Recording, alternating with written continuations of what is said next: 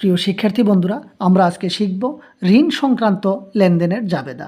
ঋণ গ্রহণ করলে ব্যবসায়ের দায় বৃদ্ধি পায় বলে ঋণ হিসাবকে আমরা ক্রেডিটে লিখব। আর এর বিপরীতে যা ডেবিট হবে তা হলো ঋণের অর্থ যদি আমরা নগদে পাই তাহলে নগদান হিসাব ডেবিট হবে, এবং ঋণের অর্থ যদি ব্যাংকে জমা হয় তাহলে ব্যাংক হিসাব ডেবিট হবে। তাহলে ঋণ সংক্রান্ত আমরা দুটি নিয়ম জেনেছি। এই নিয়মের উপর আমরা কিছু সমস্যার সমাধান শিখব। আমরা 1 তারিখে দেখতে পাচ্ছি বন্ধু রহিমের নিকট হতে ঋণ গ্রহণ 5,000 টাকা।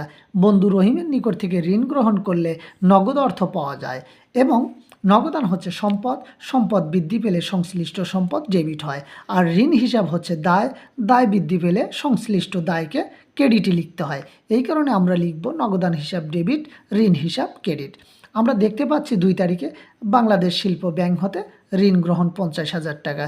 কোনো শিল্প ব্যাংক থেকে ঋণ গ্রহণ করলে ব্যাংকের জমা টাকা বৃদ্ধি পায়, কেননা সংশ্লিষ্ট ব্যাংকে একটি ব্যবসায়ের হিসাব রাখতে হয়, সেই ব্যাংকের অ্যাকাউন্টে টাকা ট্রান্সফার হয়।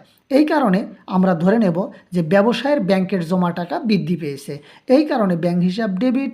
এবং অপরদিকে বাংলাদেশ শিল্প ব্যাংকের নিকট আমাদের ব্যবসায়ীটি দায়বদ্ধ বা ঋণগ্রস্ত হয়েছে, এই কারণে আমরা ব্যাংক ঋণ হিসাবকে ক্রেডিটে লিখব, কেননা সম্পদ বৃদ্ধি পেলে সংশ্লিষ্ট সম্পদ ডেবিট হয় এবং দায় বৃদ্ধি পেলে সংশ্লিষ্ট দায়কে ক্রেডিটে লিখতে হয়। এই কারণে আমরা লিখেছি ব্যাংক হিসাব ডেবিট, ব্যাংক ঋণ হিসাব ক্রেডিট।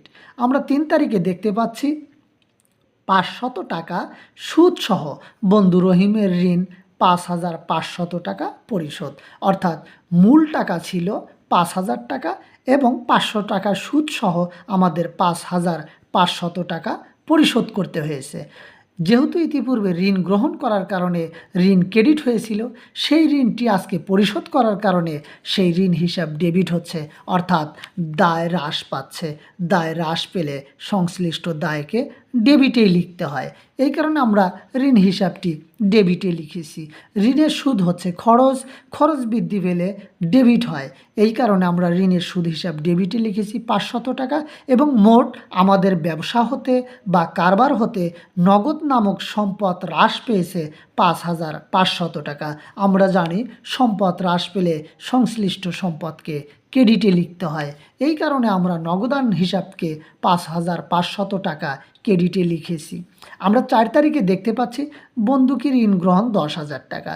বন্ধুকি ঋণ গ্রহণ করলে নগদ অর্থ ব্যবসায়ে আগমন ঘটে, এই কারণে নগদান হিসাবকে আমরা ডেবিটে লিখব এবং বন্ধুকি ঋণ হিসাবকে আমরা ক্রেডিটে লিখব।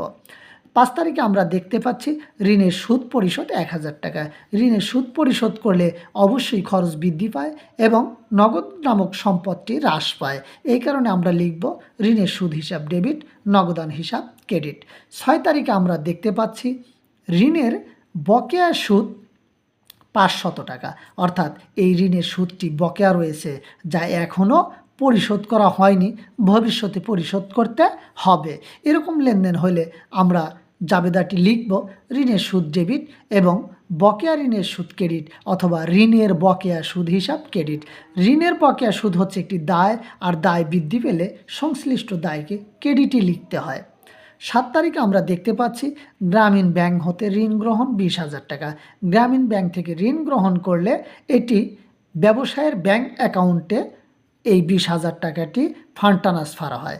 তখন আমরা জানি ব্যবসায়ের ব্যাংক অ্যাকাউন্টে টাকা জমা হয়, এই কারণে ব্যাংকের জমা টাকা বৃদ্ধি পায়।